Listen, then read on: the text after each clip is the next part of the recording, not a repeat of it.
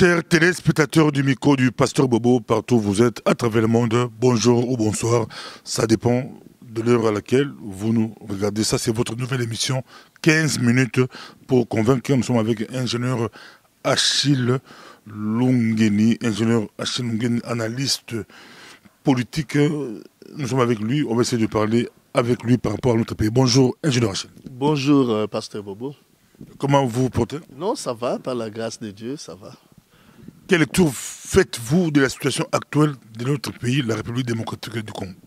Oui, je serai bref. Je vais plutôt parler de ce qui est biblique. Vous voyez, aujourd'hui, c'est comme Lazare qui est dans le tombeau. Dieu dit, Jésus-Christ dit, Lazare sort. Lazare sort du tombeau, mais au lieu, les gens à qui on a demandé de délier Lazare, ils sont encore en train de lier Lazare. Donc maintenant, ils vont le jeter encore au tombeau ou ils vont le lier pour l'amener encore, pour l'étouffer. C'est ça ce que nous sommes en train de vivre aujourd'hui avec notre pays, qui est déjà délivré par Dieu et que aujourd'hui, même la Constitution a dit le 19, c'est fini tout ça. Mais aujourd'hui, au lieu que les gens délient le Congo dans le bon sens pour les libérer, les gens sont en train de se précipiter pour relier encore le Congo. Pourquoi? Parce qu'ils ont trouvé quelques issues où ils peuvent avoir de l'argent. L'opposition congolaise en perte de vitesse, qu'est-ce qui s'est passé? C'est la corruption. Il y a la corruption, la compromission, le mensonge, donc manque de probité intellectuelle et manque de leadership.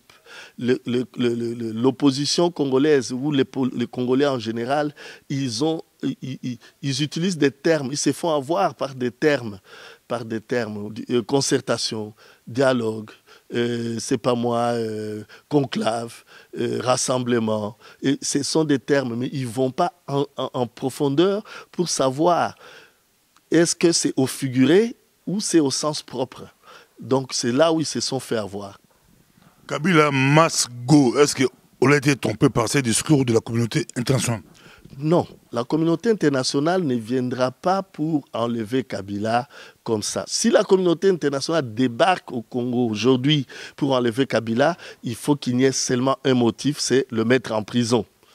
Alors, si nous voulons que Kabila must go, mais c'est selon les textes, selon les principes républicains, selon le processus que les Congolais eux-mêmes doivent amorcer pour que Kabila parte en paix. Alors maintenant, si le Congolais, lui, est en train de lier encore le Congo pour délier Kabila, pour qu'il soit libre, ce n'est pas la faute de la communauté internationale. Il faut respecter l'accord du 31 décembre 2016. Quelle est votre interprétation par rapport à cet accord? C'est respecté, c'est comment? Ça vaut la peine? L'accord du 31 décembre n'est qu'un chapitre de quelques mots dans ce que nous devrions faire et que nous voulons maintenant faire.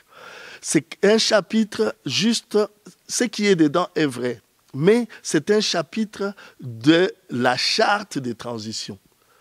Donc au lieu de prendre tout un livre qui parle comment on va délier ces Congos pour les rendre libres, on prend seulement un petit chapitre et on va l'exposer pour dire se battre dessus. Ce qui a été fait, ce n'est pas mauvais, ce n'est qu'un chapitre. Ça veut dire ceci. Par rapport à ce que nous devons faire, ce que la CENCO a fait n'est qu'une commission. Les églises de réveil, l'église catholique de réveil, Kimbanguiste, toutes les autres églises contre la CENCO, ils soutiennent carrément Bruno Tshibala, la CENCO contre Bruno Tshibala, la guerre des religions. Non, ce n'est pas la guerre des religions. Il faut savoir que derrière les occupants, il y avait aussi des hommes de Dieu, entre guillemets. Et derrière les rébellions, il y avait aussi ces hommes de Dieu-là.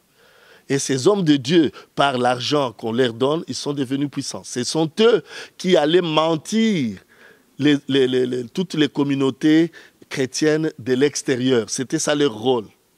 C'est-à-dire que soutenir le mensonge. Alors maintenant que la diaspora à éventrer les boas à l'extérieur du pays, ils ne peuvent que aller avec de l'argent chez ces confessions. En fait, ces gens-là qui veulent avoir aussi de l'argent, comme des politiciens, ils vont chez eux pour qu'ils fassent des déclarations.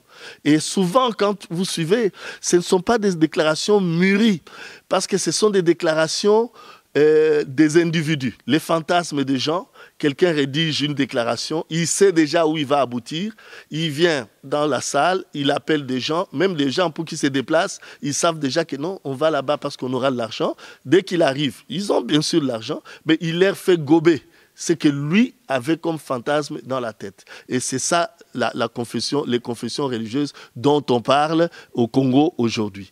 Et pourtant, ce sont des méthodes, ce ne sont que des méthodes pour garder les conflits, pour garder la violence, pour garder les inimitiés en République démocratique du Congo. Mais nous, Congolais, on n'est pas là. La transition et les élections, quel est votre chemin à vous? Il faut d'abord qu'il y ait la transition. La transition va préparer les élections. Parce que quand on parle de préparer les élections, il y a tout un processus pour les élections. Les élections, on ne va pas aux élections avec... On parle du processus électoral. On ne parle pas de la méthode électorale. Ça veut dire qu'un processus qui commence par un point et qui se termine par la publication des résultats.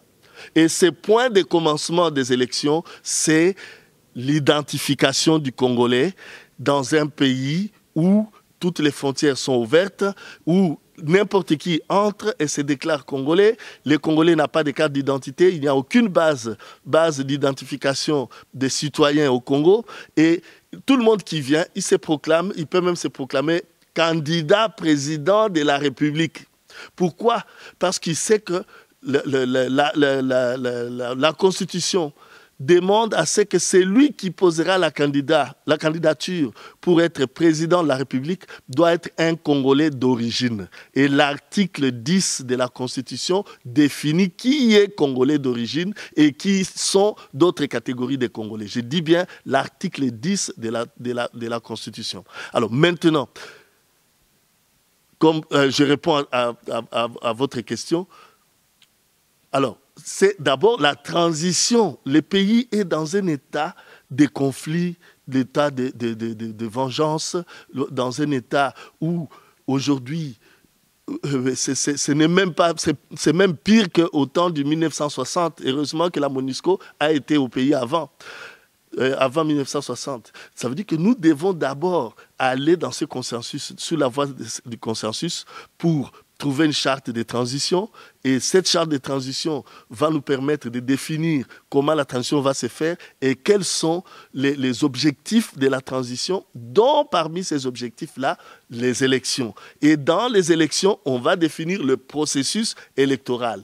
Et dès qu'on définit le processus électoral, on va aux élections et on publie les résultats. Et ce qui est vrai est que la transition doit être neutre. Ce n'est pas quelqu'un qui veut être président de la République demain qui doit se prétendre diriger la transition. Ça ne peut pas se faire dans ce sens-là. Ils doivent avoir la probité intellectuelle de savoir que pour une bonne transition, les gens doivent être neutres. Pour avoir des bonnes élections, il faut qu'il y ait des gens neutres qui doivent être là. Sinon, on va tomber dans des histoires de Ngoï Mulunda, de Malumalu, des trucs comme ça. Et le Congo que nous voyons, nous, chrétiens, nous voyons demain, ce n'est pas ce Congo-là. Ça doit être un Congo qui craint l'Éternel, un Congo vrai, un Congo, tu vas quelque part, on te donne 1 million, tu viens, tu mets sur la table, tu dis, voilà, mes frères, on m'a donné 1 million, c'est ça. Qu'est-ce qu'on en fait? Et puis après, c'est ce Congo-là où on te dit, prends 10 000 euros, va en Angola, traite tel problème. Tu reviens, tu dis, je suis parti avec 10 000, il me restait 100 euros, voilà, les 100 euros sont là. Allez, tu remets dans la caisse. Parce que c'est un Congo où il y aura des salaires.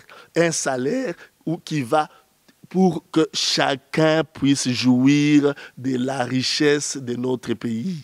Il faut que, dès que nous commençons à jouir des salaires, de la richesse de notre pays, personne ne peut venir corrompre un Congolais, même s'il vient de l'extérieur. Donc, Quand vous êtes neutre, c'est sans Kabila, sans l'opposition. Ni les Moïse Katumbi, ni les Bruno Tshibala, ni les Félix Tshisekedi, ni les politiciens. Mais qui Pasteur Bobo, c'est comme si le Congo n'a rien. C'est ça ce que l'ennemi veut faire voir à la communauté internationale. Tu vois, c'est ça le mensonge. Le Congolais a des hommes d'État respectables. Le Congo a des intellectuels respectables. Le Congo a des élites respectables. Le Congo a des hommes de Dieu respectables. Ils sont là. Mais moi seul, je ne peux pas m'hasarder à te donner des noms. C'est pourquoi je parle. Tout doit partir d'un consensus. Regarde ceux qui donnent des noms à Kinshasa. Aujourd'hui, ils sont dans les problèmes. Pourquoi? Ce sont des noms qui ne sont pas issus d'un consensus. Je ne suis pas là pour faire ça. Mais je te rassure que ce Congo qui va partir d'un consensus pour passer par une transition et puis aller aux élections démocratiques libres, après avoir sécurisé le pays et identifié les Congolais, après avoir remonté le niveau de vie des Congolais, les salaires des Congolais, parce qu'on parle de milliards dans toute affaire qui concerne le Congo, mais le travailleur, lui, il n'a même pas 10 euros. Mets-toi en tête, il y a des gens qui sont payés 10 euros par mois. Voilà, c'est ça, le pasteur Bobo. Macron ou Le Pen pour le Congo, si vous êtes français, qui allez-vous voter? Ou si vous êtes français d'origine congolaise, qui allez-vous voter le 7 mai à Paris? Vous savez, c'est ce que je dis. Omoni, nous avons une case qui est en train de brûler. Hein? Il faut d'abord que nous essayions d'éteindre le feu de notre case avant d'aller chez les autres. Voilà. C'est ça ce que je pouvais te dire. Parce que ce soit la même réponse que j'avais donnée avec les élections aux États-Unis. C'est-à-dire qu'aujourd'hui, quittons l'étape du fanatisme. Quittons l'étape du fanatisme. Le Congo est un État, comme la France est un État. Le Congo, c'est une nation, comme la France est une nation. Maintenant, la différence, c'est que eux, ils se disent, nous sommes une grande nation. Et quand ils disent, nous sommes une grande nation en France, ça veut dire que quelque part, il y a des petites nations, dont nous, qui sommes classés les derniers. Donc, nous battons-nous pour que notre Congo-là sorte du mensonge et des compromissions, des corruptions, des gens qui affament le peuple volontairement, les gens qui tuent les Congolais volontairement et puis qui font des coups bas, ils vont tuer des Américains, les autres, les gens de l'ONU, pour venir dire que non, ce sont les Congolais qui ont tué. Et un Congolais a déjà tué quelqu'un? À part dans l'histoire, où on parle qu'il y a des... Les images montrent le contraire. On a vu les images, ils ont tué. Je vais dire ceci, c'est ça le problème des Congolais. Papa Bobo, au niveau de la justice, une image vidéo de ce genre-là ne peut pas être prise en compte comme pièce de conviction. Ça, je te l'ai dit déjà. C'est-à-dire qu'effacer ces histoires-là. C'est pourquoi même j'ai entendu que l'ONU ne veut plus qu'on divise ces images-là. Effacer ces choses-là. Des images de ce genre-là montées de tout genre. Et puis regarde bien. Moi, j'ai regardé cette vidéo. Et puis il ne faut pas être distrait quand on regarde des vidéos comme ça. Quand tu regardes la vidéo, autour de... Ça dépend où est-ce qu'ils ont fait leur coupage, monture. Mais ils ont fait erreur. Tout à fait au début, quand tu regardes très bien, tu verras derrière le monsieur quelqu'un avec la tenue de la garde présidentielle. Et puis, c'est la seule fois qu'on l'a vu. Comme ça. Alors, allez calmement. Si vous avez un système pour faire avancer la vidéo, faites avancer la vidéo calmement et vous verrez que ce sont des montages. Donc, comme je l'ai dit, une vidéo n'a jamais été, à moins que ce soit une vidéo de surveillance. Mais une vidéo montée dans des studios, tout ça n'a jamais été une pièce à conviction. Merci beaucoup. C'était votre mot de la fin. Nous rappelons que c'était ingénieur Achille Lungeli. Merci. Merci mes frères. Et tenons bon. Tenons bon. N'oubliez pas, Tout le monde parle de l'unité du Congolais, c'est vrai. Mais il faut savoir qu'une unité dispersée, ça ne marche pas.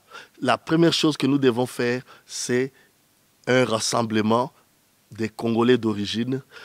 Je ne parle pas des partis politiques, je parle d'un rassemblement des Congolais d'origine pour que nous puissions sortir un consensus pour sauver notre pays, pour délier notre pays comme Lazare a été délié. Merci beaucoup. 15 minutes pour convaincre. À la prochaine. Merci.